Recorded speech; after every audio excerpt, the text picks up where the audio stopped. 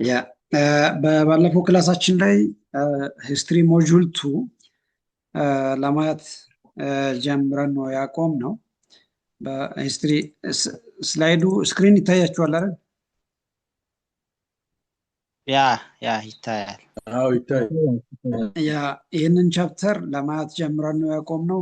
የመጀመሪያውን ሴክሽን ሚን ሴክሽን 1 2 3 and 4 አይተናል። በሱም ላይ በዋናነት ያየነው ስለ ሶሎሞኒክ ዳይናስቲ፣ ስለ ክርስቲያን ኪንግደም ከ13ኛ ሴንቸሪ እስከ 16ኛ ሴንቸሪ ያለውን ዘመን በተወሰነ መልኩ ለመዳሰስ ሞክረን ነበረ። በሁለተኛ ደረጃ ላይ ሙስሊም ፕሪንሲፓሊቲስ ወይም ሙስሊም ሱልጣኔትስ የሚለውን እና ሀዲያ ሱልጣኔት፣ አዳል ሱልጣኔት፣ ኢፋት፣ ሸዋ እነዛን ለማየት ሞክረን ነበረ። በሶስተኛ ደረጃ ሪሌሽንሽፕ ቢትዊን ክርስቲያን ኪንግደም አንድ ሙስሊም ሱልጣኔት በተለይም ስለ አዳል ሱልጣኔት ከ1520 እስከ 1559 ድረስ ያለውን አይተን ነበረ። በመጨረሻም ፖለቲካል and socio-economic conditions of southern and central states in ኢትዮጵያ የሚለውን አይተን ነበረ። ያም ማለት በእነዚህ በ1520ዎቹ እና ከ15 እስከ 59 ድረስ ያለውን የፖለቲካዊና ማህበራዊ ኢኮኖሚያዊና ማህበራዊ ጉዳዮችን በተለይም በደቡብና መካከለኛ ኢትዮጵያ ላይ ያለውን በተወሰነ መልኩ ዳሰን ነው ያቆም ነው። ዛሬ በዋናነት የፖፑሌሽን ሙቭመንት ኤክስፓንሽን አንድ ኢንቴግሬሽን ኢን ኢትዮጵያ የሚለውን በስፋት እንዳስሳለን። በተለይም የኦሮሞ ፖፑሌሽን ሙቭመንት ለመዳሰስ እንሞክራለን። ከዛ አለፈ ምናልባት የአፋር፣ ሶማሊያ፣ በተወሰነ መልኩ የሲዳማና የጌዲዮ ፖፑሌሽን ሙቭመንት በትንሽ ለመዳሰስ እንሞክራለን። የመጀመሪያ የሚሆነው ሴክሽን 5 ላይ ፖፑሌሽን ሙቭመንት ኤክስፓንሽን አንድ ኢንቴግሬሽን ኢን ኢትዮጵያ፣ ይህም ማለት የህዝቦች እንቅስቃሴ፣ የህዝቦች መስፋፋትና የህዝቦች ውህደት ልንለው እንችላለን። ያም ማለት ህዝቦች እንደሚታወቀው በጥንት ዘመን ላይ ልክ እንደ ዛሬ በአንድ ቦታ ላይ ፐርማነንት ላይ ወይንም በቋምነት በአንድ ቦታ ላይ ሲኖሩ አንመለከትም። የተለያዩ አይነት የታሪክ ጽሁፎችም እንደሚያሳየው ህዝቦች ከአንዱ ቦታ ወደ ሌላ ቦታ ሲንቀሳቀሱ ወይንም ሲዛወሩ ከተለያዩ አይነት የታሪክ ጽሁፎች እንመለከታለን። ያም ምናልባትም የህዝቦችን መስፋፋት ኤክስፓንሽንን አስከትሎ ነበረ። ያ ኤክስፓንሽን ወይም ያ መስፋፋት በመጨረሻም ህዝቦች አንዱ ህዝብ ከሌላኛው ጋራ እንዲዋሃድ፣ እንዲገናኝ፣ ራይት ህብረት እንዲፈጠር ምክንያት ሆኖ ነበር ማለት ነው። በተለይም in the 16th century the history of the Horn of Africa was dominated by the wars and population movement። እንደምታወቀው በ16ኛ ሴንቸሪ ላይ በተለይ በምስራቅ አፍሪካ ያለው ታሪክ በዋናነት የሚታወቀው በተለያዩ አይነት ጦርነቶችና በህዝቦች እንቅስቃሴ ነበር። ጦርነቶች በባለፉት ሴክሽኖች ላይ እንዳየ ነው በዚህ ቻፕተር ላይ በተለይም ሴክሽን 3 እና 2 ላይ እንዳየ ነው የክርስቲያን ኪንግደም ከሙስሊም ኪንግደም ጋር በጣም ሰፋፊ ጦርነቶች ነበሩ። የንግድ መስመሮችን ለመቆጣጠር፣ የሃይማኖት እንቅስቃሴዎችን ለማስፋፋት በማለት ራይት የሙስሊም ኮሚኒቲ አንድ ክርስቲያን ኮሚኒቲ በኢትዮጵያ በጣም ሰፋፊ ጦርነቶችን ሲያደርግ ነበር። ሌላኛው ምናልባት በጣም ደማቅ ታሪክ የነበረው በምስራቅ አፍሪካ በተለይም በ16ኛ ሴንቸሪ ላይ የህዝቦች እንቅስቃሴ ነው። እንደምታውቀው ኢትዮጵያ ውስጥ በተለይ የኦሮሞ ፖፑሌሽን ሙቭመንት፣ የሲዳማ ፖፑሌሽን ሙቭመንት፣ የአርጎባ፣ የአፋር፣ የሶማሊያ የነዛ ህዝቦች እንቅስቃሴ ከአንዱ ቦታ ወደ ሌላ ቦታ ሲያደርጉ የነበሩት እንቅስቃሴ በሆርን ኦፍ አፍሪካ ላይ በጣም ሰፊ ታሪክ ከሚይዙ ክስተቶች ይጠቀሳሉ ማለት ነው። these have played important role in shaping the history of Ethiopia and the Horn። እነዛ እንቅስቃሴዎች ያም ማለት just the war between the Muslim and Christian kingdoms በሙስሊም እና በክርስቲያን መንግስታት መካከል ላይ የነበረው ጦርነት እና የህዝቦች እንቅስቃሴ በምስራቅ አፍሪካ እና በኢትዮጵያ በጣም ከፍተኛ የሆነ ታሪክ የሚይዙ ክስተቶች ናቸው ማለት ነው። ምናልባት ያንን ሲያደርጉ ከነበሩ ህዝቦች መካከል ለምሳሌ የአርጎባ፣ የአፋር፣ የሶማሊያ እና በመጨረሻም የኦሮሞ ፖፑሌሽን ሙቭመንት በዋናነት ይጠቀሳል። አይ ቲንክ ስለ አርጎባ ምናልባት ኢትዮጵያ ውስጥ በጣም ሰፊ ነገር ብዙ ላይ ይታወቅ ይችላል። እንደምታውቀው የአርጎባ ማህበረሰብ በሰሜን ምስራቅ ኢትዮጵያ ላይ የሚገኝ በተለይም በአማራ ክልል አካባቢ ላይ የሚገኝ ማህበረሰብ ነው። ብዙ ጊዜ ኩሽቲክ ፋሚሊም ተብሎ ይጠራል። ነገር ግን በጣም ተራራማ በሆኑ አካባቢዎች ላይ በስፋት የሚኖሩ ህዝቦች ናቸው።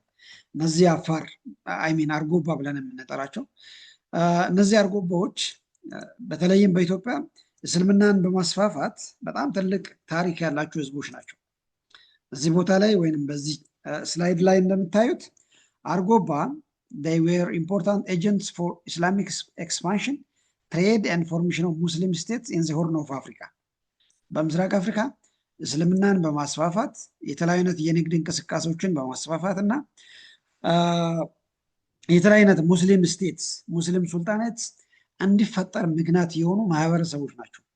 እንግዲህ ኢትዮጵያ ውስጥ ካሉ ከ80 በላይ ከሆኑ ማህበረሰብ አንዱ ነው አርጎባ ማህበረሰብ። ዛሬም ያሉ ናቸው፣ ይታወቃሉ በኢትዮጵያ። so this Argoba were inhabited areas where states like the Shawa and Ifat formed. ይሄ በዋናነት ሰሜን ሸዋ አካባቢ እና በሰሜን ምስራቅ ኢትዮጵያ ላይ በስፋት የሚገኙ ማህበረሰብ ናቸው ማለት so due to its trade and it was also target for the expansion of the Christian kingdom. እንደምታወቀው ቀደምት የእስልምና እምነት የተቀበሉ ሰዎች ናቸው እነዚህ የአርጎባ ማህበረሰብ ብለን የምንጠራቸው።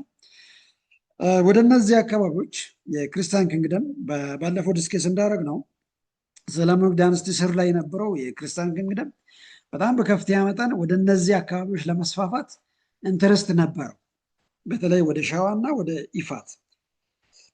እነዚህም በሸዋን በተለይ በሰሜን ሸዋ በኢፋት ሱልጣኔት ይሄ በደብረ ብርሃን አካባቢ የሚታወቁ አካባቢዎች ማለት ነው።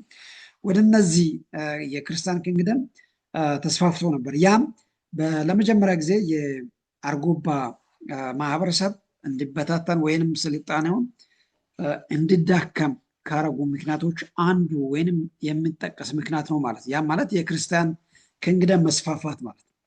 ሌላኛው የአፋር ማህበረሰብ ነው። እንደምታውቀው አፋር በኢትዮጵያ ካሉ ማህበረሰብ አንዱ ነው፣ ምናልባትም ከኩሽቲክ ፋሚሊ። so due to its drought prone area the Afar moved towards the east and until they reached the middle አዋሽ። ምናልባትም ከሰሜን ምስራቅ ኢትዮጵያ ላይ ዛሬ ከሚታወቁበት ቦታ እስከ አዋሽ መሀል ሀገር ድረስ ዘልቆ በመምጣት ግዛታቸውን ያስፋፉበት ዘመን እንመለከታለን። ያ የሆነበት ዋና ሪዝኑ ለምንድን ነው? በጣም ከፍተኛውን ድርቅ ያጠቃው ነበረ አካባቢው። ዛሬም ድረስ እነዛ አካባቢዎች ይታወቃሉ። አፋር አካባቢ በጣም ከፍተኛ ሙቀት ያለበት ከፍተኛውን ድርቅ የሚታይበት አካባቢ ነው። ስለዚህ ከዛ ከኦሪጂናል መኖሪያቸው ተነስተው እስከ አዋሽ ድረስ ዘልቆ ሲመጡ እንመለከታለን። የመጡበትን ታሪክ እንመለከታለን።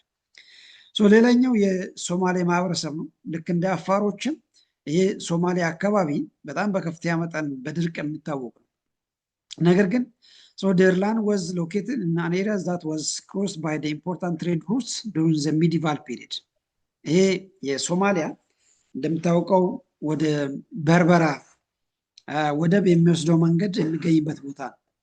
ይሄ የሶማሊያ አካባቢ በርበራ ብለን የምንጠራው የዛሬ ሶማሌላንድ ብለን የምንጠራው አካባቢ ማለት ነው። ወደዛ ትሬድ ሩት መተላለፊያ ነው።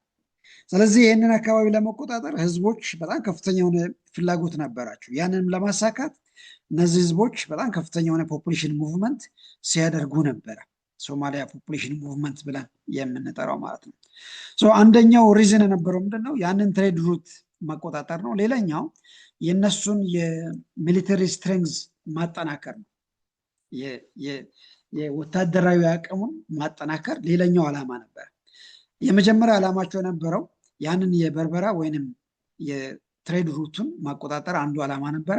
ከዛ በመነሳት ወታደራዊ አቅሙን ማጠናከር ሌላኛው ዓላማ ነበር። ያንን ለማሳካት ከፍተኛ የሆነ ፖፑሌሽን ሙቭመንት ሲያካሂዱ እንደነበር የተለያዩ የታሪክ መዛግብቶች ያሳያሉ። በተለይ በ1543 አካባቢ በጣም ከፍተኛ የሆነ ጦርነቶችን ከሙስሊም ኪንግደም ጋር ሲያደርጉ እንደነበር እንመለከታለን ማለት ነው።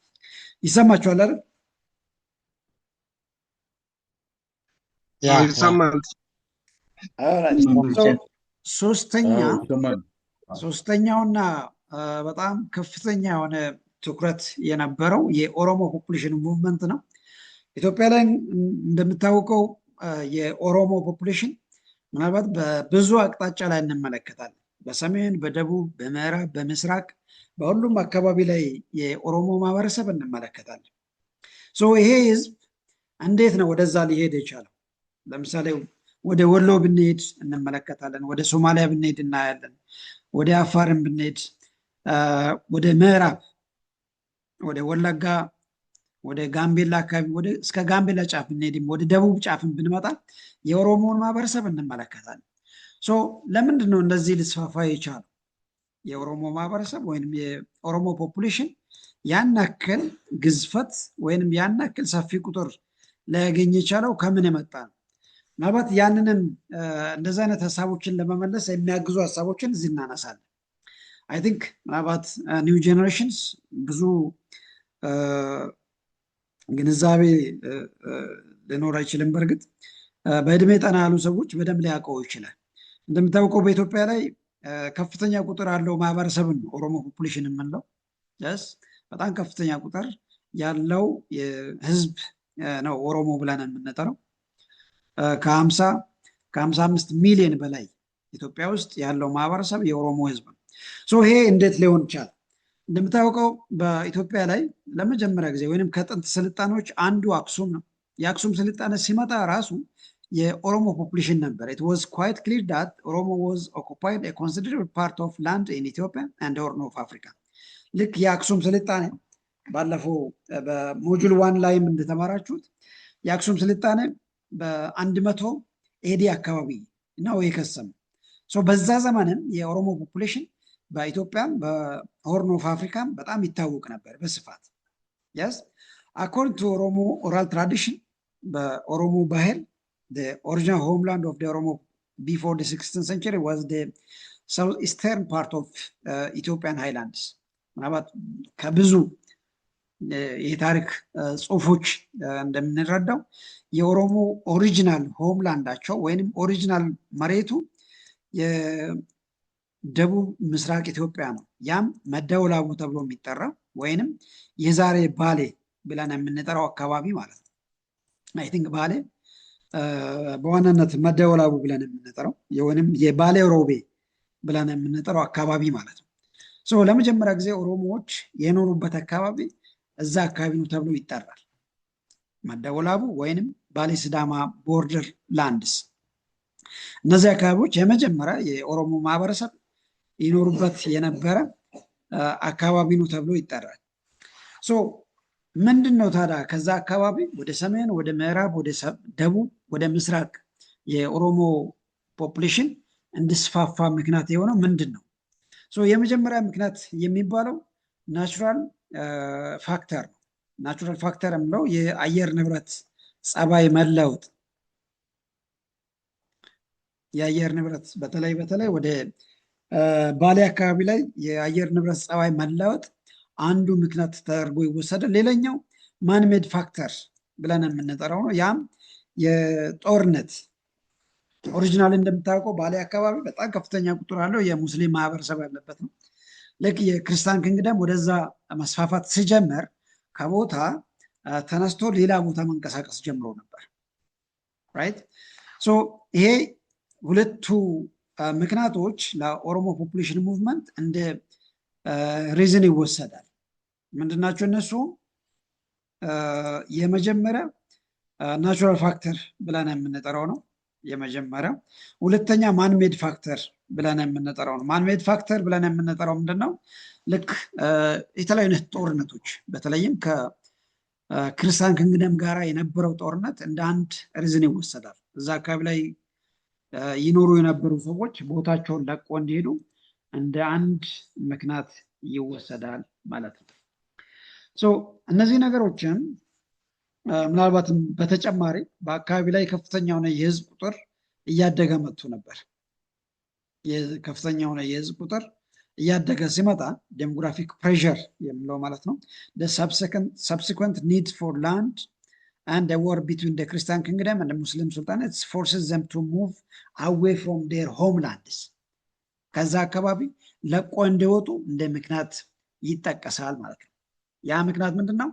አንደኛ የተፈጥሮ ክስተት ነው፣ የአየር ንብረት ጸባይ መላወጥ።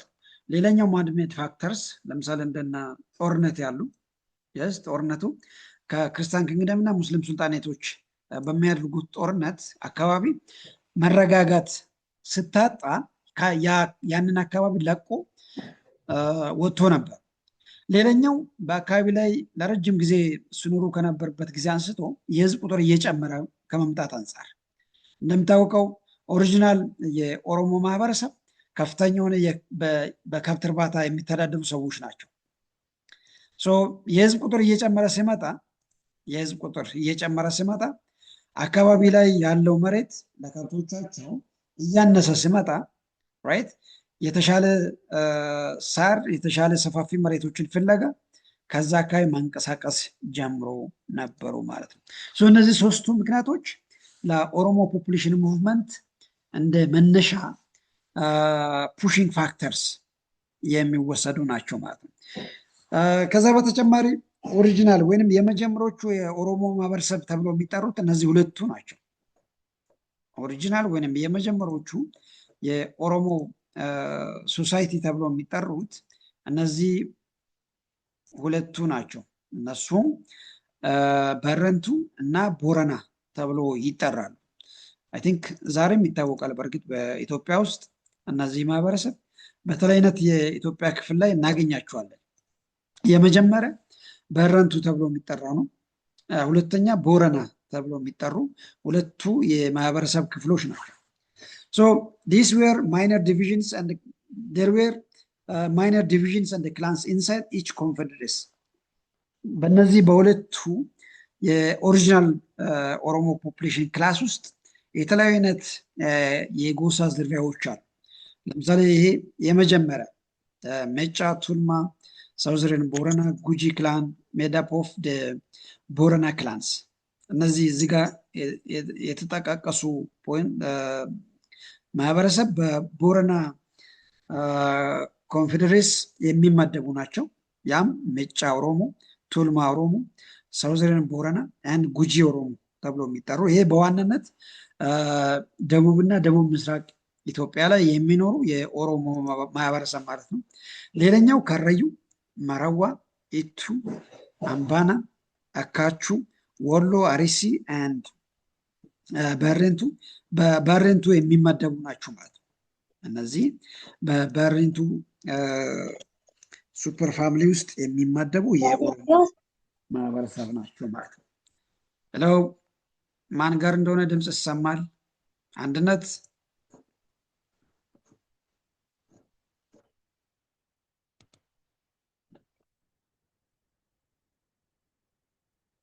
ያ እነዚህ ዋና ዋና የኦሮሞ ኦሪጂናል ፋሚሊ ተብሎ የሚጠሩ ናቸው ማለት ነው። አይ ቲንክ ማፑ በእርግጥ በደንብ አይታያችሁም። ይሄ የኦሮሞ ፖፑሌሽን ዳይሬክሽንን የሚያሳይ ማፕ ነው። የመጀመሪያ የኦሮሞ ማህበረሰብ እያደረገበትን አቅጣጫዎችን የሚጠቁም ማፕ ነው አይ ቲንክ እኛው። ከዛ በመቀጠል ከ1522 እስከ 1688 በዋናነትም የኦሮሞ ማህበረሰብ በኢትዮጵያ በብዙ አቅጣጫዎች ላይ የተስፋፉበት ዘመን ተብሎ ይጠራል። 1522 up to 1680s። እነዚህ ከ1522 እስከ 1618 የነበረው የኦሮሞ ፖፑሌሽን ሙቭመንት በዋናነት የተለያዩ አይነት አቅጣጫዎችን እንቅስቃሴ ያደረገበት ዘመን ነው ተብሎ ይጠራል። in the Ethiopian region the movement was mostly set in two directions። በሁለት አቅጣጫዎች ይጠቀሳል። የኦሮሞ ፖፑሌሽን ሙቭመንት የመጀመሪያ የበረንቱ headed to the northeast as they left and the northwestern was the direction taken by the Borana። እንደምታውቀው በበረንቱና ቦረና መካከል የነበረው የህዝቦች እንቅስቃሴ እነዚህ ባሬንቱ ብለን የምንጠራቸው ወደ ኖርዝ ኢስት ወደ ሰሜን ምስራቅ እንቅስቃሴ አድርጎ ነበሩ። አንድ ቦረና ተብሎ የሚጠሩት ደግሞ ወደ ኖርዝ ዌስተርን ይሄ ቦረና ተብሎ የሚጠሩት በዋናነት ወደ ኖርዝ ዌስተርን ዳይሬክሽን ላይ እንቅስቃሴዎችን አድርገዋሉ ማለት ነው። ሶ there were two phases to the ኦሮሞ ፖፑሌሽን ሙቭመንት። በኦሮሞ ፖፑሌሽን ሙቭመንት ላይ ታሪክ ያንን ዘመን በሁለት ከፍሎ ያስቀምጣል። የመጀመሪያ ፌዝ የሚለው the first phase was the early 16th century which this era was modest and gradual movement። ይሄ ፈርስት ፌዝ የሚለው በተለይም የመጀመሪያዎቹ ኤርሊ 16 ሴንቸሪ ከ1522 ጀምሮ ያሉ ዘመናት በተለይም እስከ 1590ዎቹ ድረስ የነበረው ዘመን ኤርሊ ግራጁዋል ሙቭመንት ተብሎ ይጠራል። በጣም ከባሌ አካባቢ በጣም ሪቆ ያለዱበት ዘመን ተብሎ ይጠራል። ይሄ ፈርስት ፌዝ። ሰከንድ ፌዝ ላስትድ ፍሮም the middle of the 16th century to the 6080s that was conducted by the use of forces። ይሄ ማለት ልክ የኦሮሞ ማህበረሰብ ከፍተኛ የሆነ ጉልበት እየተጠቀሙ የደረሱበትን ቦታ እየተቆጣጠሩ የሄዱበት ዘመን ማለት ነው የሰከንድ ፌዝ የሚባለው። በተለይም ከ16ኛ ሴንቸሪ አጋማሽ በኋላ የነበረው ዘመን ማለት ነው። የመጀመሪያ ፌዝ ይሄ በጣም ግራጁዋል የነበረ ሰዎቹ በጣም በዝግታ እንቅስቃሴዎችን ሲያደርጉ የነበሩበት ዘመን ይሄ ፈርስት ፌዝ ተብሎ ይጠራል። ነገር ግን ሴከንድ ፌዝ ብለን የምንጠራው ይሄ ምናልባትም የኦሮሞ ማህበረሰብ የደረሱበትን ቦታ በጉልበት በኃይል እየተቆጣጠሩ የሄዱበት ዘመን ነው። ይሄኛውም ከ16ኛ ሴንቸሪ አጋማሽ በኋላ እስከ 1618 ድረስ የነበረውን ዘመን ያጠቃልላል ማለት ነው። So the Oromo peoples moved northern and passed through the corridor between the Mount Wolabu and Lake Abaya። ይሄ ምናልባት ከኦሪጂናል ቦታቸው ተነስተው እስከ ሌክ አባያ ድረስ የዘለቁበት ድረስ ማለት ነው። ሌክ አባያ ብለን የምንጠራው እስከ አርባ ምንጭ ድረስ ራይት። አርባ ምንጭ አካባቢ ላይ እንደምታውቀው የጉጂን በጣም ሰፊ የጉጂ ማህበረሰብ እንመለከታለን። እስከዛ ድረስ የዘለቁበት ጊዜ ነው። and they turned westward when they go to a point halfway between lakes Abaya and Hawassa። ወደ እነዚህ አካባቢዎች እንቅስቃሴን ያደርጉበት ዘመን ማለት ነው። So next to this ከዚህ በመቀጠል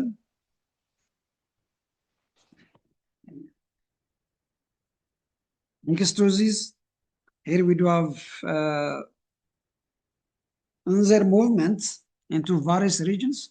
Different Oromo branches established Gata centers. This were እንደምታውቀው የኦሮሞ ማህበረሰብ ልክ ከኦሪጂናል ቦታ ይሰማቸዋል አይደል? ያ ቲቸር እየሰማን ያ ኦሪጂናሊ ልክ ቅድም መነሻ ላይ ለማንሳት እንደሞከርኩት ከባሌ አካባቢ ወይንም ከመደወላቡ አካባቢ ተነስተው ወደ ተለያዩ አቅጣጫ ሲሄዱ በየደረሱበት ቦታ ላይ የኦሮሞን ሲስተም ወይንም የገዳ ሲስተም ስታብሊሽ እያደረጉ እየመሰረቱ ነበር የሄዱት። እነዛም ለምሳሌ የኦዳ ናቤ which was ኢስት ሸዋ በምስራቅ ሸዋ አካባቢ ላይ የምታይ ቦታ ማለት ነው። ኦዳ ናቤ ይሄ ለምሳሌ እነ ሰላሌ አካባቢ የምናይበት ማለት ነው። ኦዳ ሮባ which is around ሲኮ ማንዶ particularly በአርሲ አካባቢ ላይ የምታይ ማለት ነው። ኦዳ ቡለንቱ which is በሐረርጌ አካባቢ ላይ የምታየው ዌስት ሸዋ and ሆሮ ጉድሩ ይሄ ወደ ምዕራብ ኢትዮጵያ ወይንም ወለጋ አካባቢ ማለት ነው።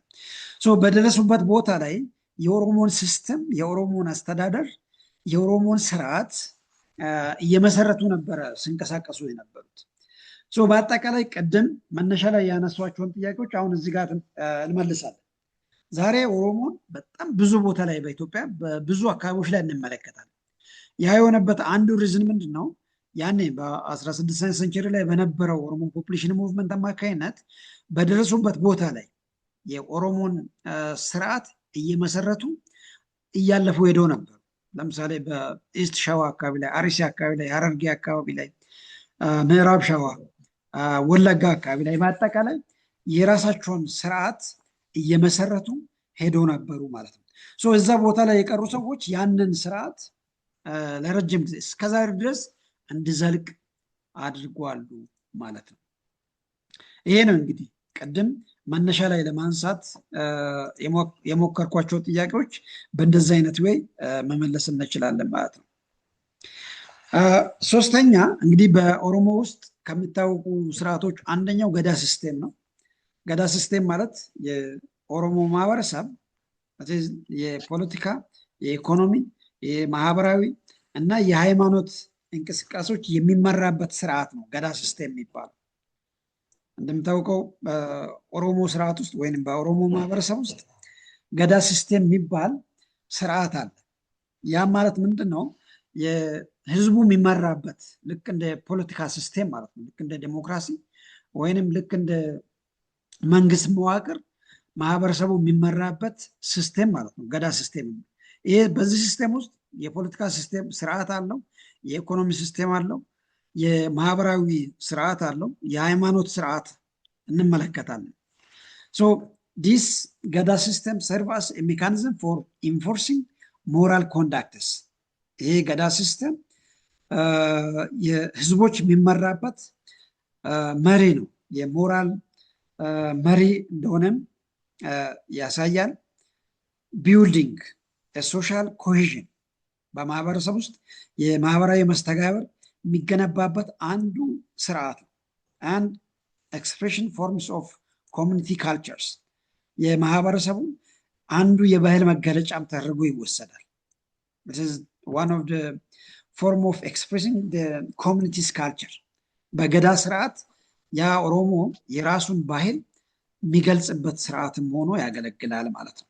So moreover, Gada system was an institutional through which the Oromo society, Oromo socially organized themselves, maintained law and order, administered their affairs, defended their territories, and managed their economies. So በአጠቃላይ እዚህ ጋር ያነሳነው ሀሳብ ማለት ነው። ይሄ ገዳ ሲስቴም የምንለው ወይንም የገዳ ስርዓት እነዚህ ሰዎች ወይንም ኦሮሞ አንዱ በማህበራዊ መስተጋብር ወይንም የነሱ የማህበራዊ መስተጋብር መገለጫቸው ህዝቦች በባህል፣ በሃይማኖት፣ በኢኮኖሚ፣ በፖለቲካ የሚመሩበት አንዱ ስርዓት ነው። እህን በገዳ ሲስቴም ውስጥ ሰዎች ህግና ደንብን የሚያስከብርበት ህግ አለ። ለምሳሌ ያንን የሚያስከብሩ ሰዎች አሉ። አሁን ቀጣይ ስላይድ ላይ ያነሳላችኋል። በዛ ገዳ ስርዓት ውስጥ ህግ የሚያስከብሩ አካላትን እንመለከታለን። ህግና ስርዓትን የሚያስከብሩ አካላትን ወይም ስርዓትን እንመለከታለን በገዳ ሲስቴም ውስጥ።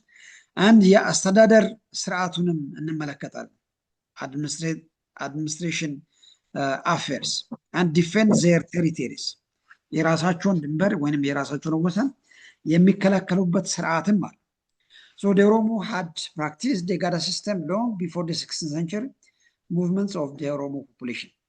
እንግዲህ ይሄ የገዳ ስርዓት የምንለው በኢትዮጵያ ውስጥ ምናልባትም ያኔ በ16ኛ ሴንቸሪ ላይ ያንን የኦሮሞ ፖፑሌሽን ሙቭመንት ከማካሄዳቸው በፊትም ነበረ። አይ ቲንክ ቅድም መነሻ ላይ ለማንሳት ሞክሬያለሁ። የኦሮሞ ማህበረሰብ ልክ የአክሱም ስልጣኔ ከማምጣቱ በፊት በኢትዮጵያ ታሪክ ላይ በብዙ ጽሁፎች ላይ ማግኘት እንችላለን። አደሴም ታይም ልክ ያኔ ገዳ ስርዓትም ነበረ። ያንን የሚገልጽ ወይንም የኦሮሞን የገቨርናንስ ፖለቲካል፣ ሪሊጂየስ አንድ ሶሻል አፌርስ የሚያመላክቱ የተለያዩ አይነት የገዳ ሲስቴሞችን እንመለከታለን ማለት ነው።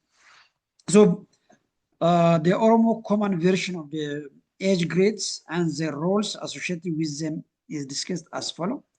ምናልባት እዚህ ጋር እንደምትመለከቱት በኦሮሞ ማህበረሰብ ውስጥ ሰዎችን በእድሜ ከፋፍሎ የተለያዩ አይነት ስያሜዎችን ይሰጣል።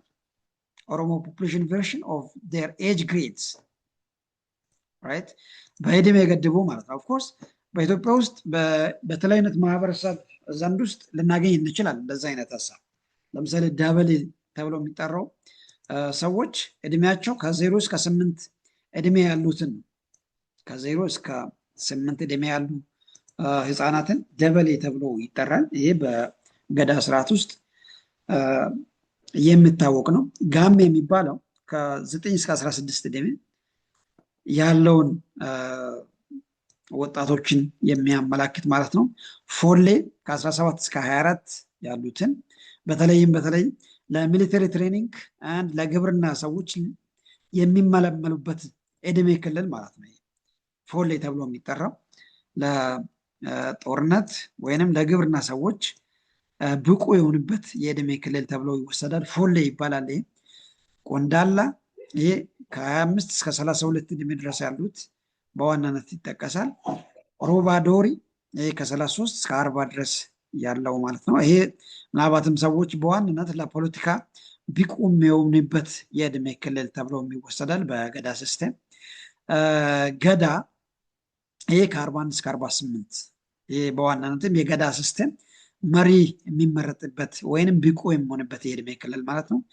ዩባ ይባላል ከ49 እስከ 80 ይሄ ማለት ሲኒየር አድቫይዘር ወይንም ኤዱኬተር አንድ ሪቹዋል ሊደር ይሄ ባህላዊ ወይንም የአስተማሪ ያን ገዳ ስርዓትን እንደ አማካሪ የሚወሰድበት የእድሜ ክልል ማለት ነው። ዩባ ተብሎ የሚጠራው ይሄ በኦሮሞ ገዳ ስርዓት ውስጥ የሚታወቅ የኤጅ ክላሲፊኬሽን ማለት ነው።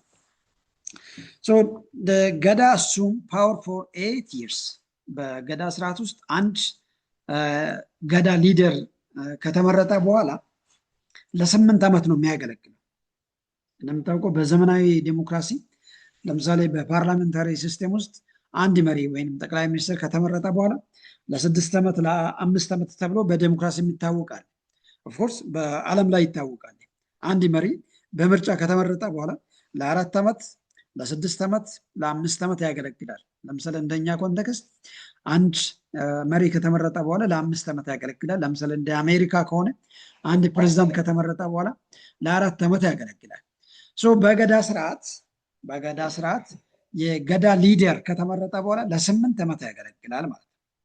ይሄ ምናልባትም በኢትዮጵያ ታሪክ ትልቅ ቦታ የሚሰጥ አንድ የገቨርናንስ ስርዓት ነው የገዳ ሲስተም የሚባለው። በገዳ ሲስተም ውስጥ የተለያዩ አይነት መሪዎች አሉ። አክቹዋሊ በጣም ብዙ አይነት መሪዎች አሉ። ለምሳሌ ሄድ ኦፍ ዘ ገቨርንመንት ይሄ የገዳ መሪ አባገዳ ተብሎ ይጠራል። አይ ቲንክ በሀዲያ ታሪክም ይታወቃል። አይ ቲንክ ምናልባት ኤሪያውን በደንብ ባላቅም አባገዳ ተብሎ ስያሜዎች ይሰጣሉ ለትልቅ ማዕረግ ላላቸው ሰዎች አባገዳ ተብሎ። በጉራጌዎችም የተለመደ ነው በተለያዩ ቦታዎች ላይ። ያ እኛ ኢንፎርማሊ በሀዲያ አካባቢ በብዛት ይታወቃል። ሰዎች ኢንፎርማሊ አባገዳ እያሉ ይጠራል። ይሄ ማለት የዛ የገዳ ሲስተም መሪ ማለት ነው። ይሄ አባገዳ ተብሎ ይጠራል። ይሄ ለአንድ አባገዳ ከተመረጠ በኋላ ለ8 ዓመት የሚያገለግል ይሆናል ማለት ነው። በገዳ ስርዓት ውስጥ ለምሳሌ ሄድ ኦፍ አሴምብሊ ወይንም የምክር ቤት መሪ የሚባለው ለምሳሌ ሄድ ኦፍ አሴምብሊ አባ ጨፌ ይባላል። የምክር ቤት መሪ ተብሎ ይወሰዳል። ይሄ አባ ጨፌ። አባዱላ ይሄ የጦር መሪያቸው ማለት ነው። አባዱላ ይባላል። ይሄ ማለት በገዳ ሲስተም ውስጥ ግለሰቦች የተለያዩ አይነት ስያሜ ይሰጣቸዋል ማለት ነው። ለምሳሌ አባሴራ የህግ መሪያቸው ማለት ነው። በዘመናዊ ቋንቋ የፍርድ ቤት ዳኛ እንደሚባለው አባሴራ የዳኝነቱን የሚወስን መሪያቸው እንደማለት ነው። ይሰማችኋል አይደል?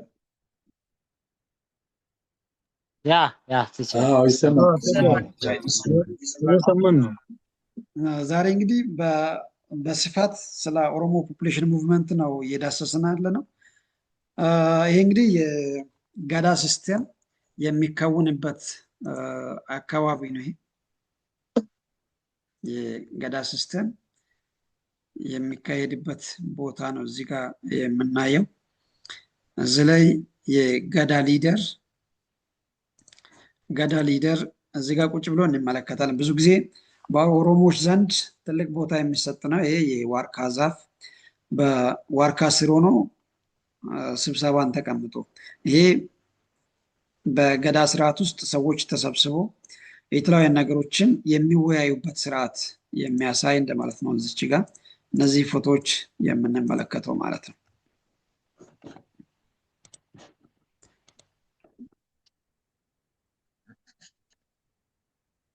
ሌላኛው ገዳ ሲስተም the senior or ቃሉ አባ ሙዳ played an indispensable role in power transfer and legitimizing the ruling ገዳ classes ቅድም ለማንሳት እንደሞከርነው የጦር መሪዎችን፣ የፍርድ ሸንጎ መሪዎችን፣ የገዳ መሪዎችን፣ የወጣቶች መሪዎችን፣ የሴቶች መሪዎችን እነዚህ ሰዎች ስልጣኖቻቸው ህጋዊ እንዲሆን የሚያረግ አካል ማለት ነው ቃሉ ብለን የምንጠራው ወይንም አባሙዳ ይባላል። ይሄ ሰውዬ ወይንም ይሄ ግለሰብ አባሙዳ ወይንም ቃሉ የምንለው ምንድነው?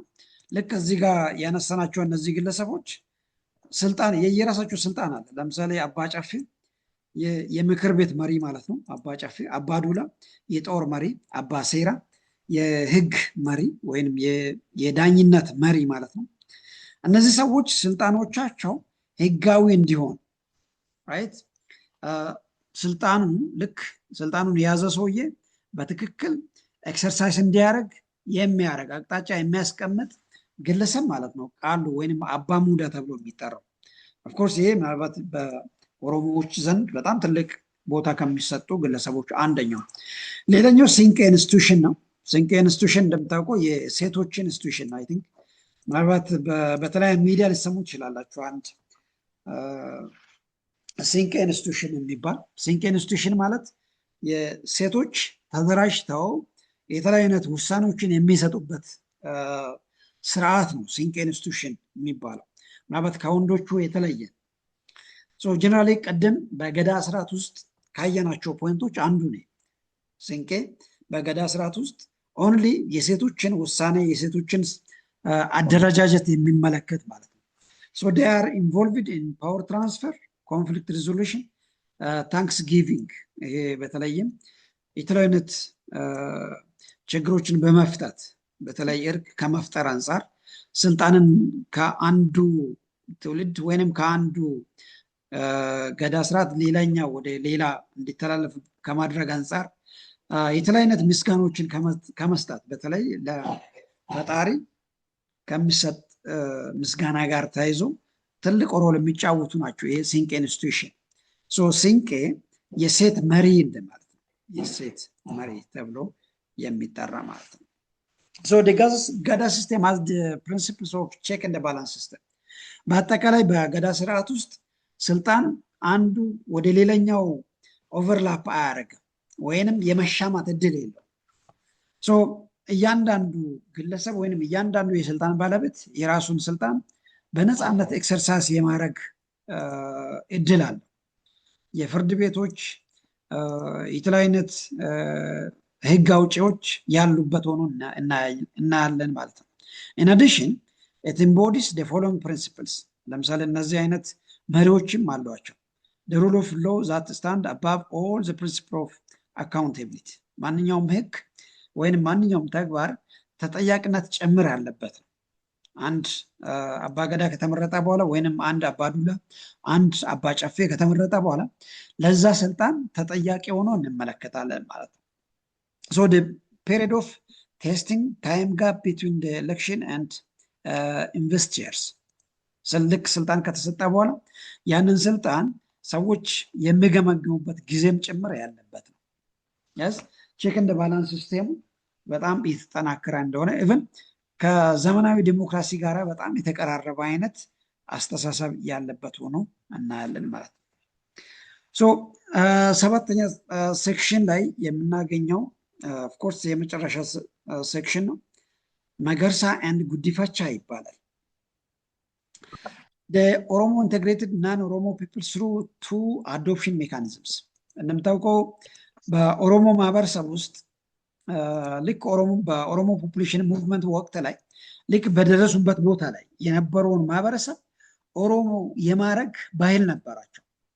ይሄ ነው ሞጋሳ ኤንድ ጉዲፈቻ ተብሎ የሚጠራው። ኦፍኮርስ ጉዲፈቻን ልታውቁ ትችላላችሁ። ሞጋሳ የሚለው ምናልባት የራሱን ስያሜ ያለበት ነው። ኦሮሞ ለምሳሌ ልክ ከባሌ ተነስቶ የሆነ አዲስ ቦታ ከደረሱ በኋላ እዛ ቦታ ላይ የነበረውን ማህበረሰብ ወደ ኦሮሞነት የሚቀይሩበት ሜካኒዝም ማለት ነው። ይሄ ሞጎሳ ኤንድ ጉዲፈቻ የሚባለው። ይህም በሁለት አይነት መንገድ ሌሎች ሰዎችን ኦሮሞ የማድረግ ባህል ነበራቸው። አንደኛው መንገድ ምንድን ነው? አዶፕሽን ኦፍ ቻይልድስ።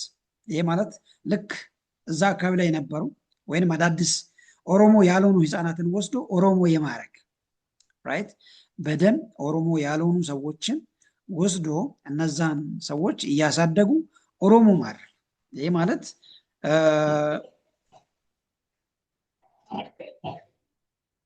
ይሄ አንዱ ሜካኒዝም ነው አዶፕሽን ኦፍ ቻይልድስ ሁለተኛ ሞጋሳ ይባላል ይሄ ሁለተኛ ሞጋሳ ተብሎ ይጠራል ሞጋሳ was a system of adopting non-Oromo commonly known as the Oromsu of adoption was ጉዲፈቻ ልክ በአዲስ ቦታ ላይ ወይንም ኦሮሞ ባለበት አካባቢ ላይ ያሉ ህዝቦችን ወደ ኦሮሞ እንዲሆን በተለይም በጉዲፈቻ መልክ እንዲቀላቀሉ ማድረግ ልክ በኦሮሞ ስርዓት ውስጥ ያለውን ሲስተም በሙሉ ኤክሰርሳይዝ እንዲያደርጉ እድል መፍቀድ ማለት ነው ነገር ግን በዚህ በጉዲፈቻ መልክ ልክ ማህበረሰብን በሙሉ ኦሮሞ እያደረጉ በጣም ብዙ ሰዎችን ወደ ኦሮሞነት የመቀየር ሂደት ማለት ነው ይህንንም በሁለት መልኩ ልናየው እንችላለን ሞገሳ and ጉዲፈቻ ተብሎ የሚጠራው ማለት ነው ሶ ምናልባትም በኢትዮጵያ ላይ በጣም ብዙ ቦታ ላይ የምንመለከተው የተለያዩ አይነት የኦሮሞ ማህበረሰብ አንደኛ ኦሪጂናል ኦሮሞ ተብሎ የሚጠሩ ሌላኛው በሞገሳ ወይንም በጉዲፈቻ ኦሮሞ የሆኑ ማህበረሰብ ወይንም በአዶፕሽን ብለን የምንጠራቸው ማለት ነው ሶ በአጠቃላይ ሰዎችን ኦሮሞ ማድረግ የኦሮሞን ባህል ታሪክ የኦሮሞን ስርዓት በሙሉ አክሴፕት አድርጎ እንዲኖር የሚያደርጉ እንቅስቃሴዎች እንደማለት ነው ሞገሳ and ጉዲፈቻ ብለን የምንጠራው ማለት ነው so here is the last section egalitarian system of the government ይሄ ምናልባትም በኢትዮጵያ ታሪክ በስፋት ከሚታወቁ ስርዓት አንዱ ነው egalitarian system ወይንም egalitarian government system ብለን የምንጠራው ማለት ነው I think በኢትዮጵያ ብዙ ቦታዎች ላይ እናውቃለን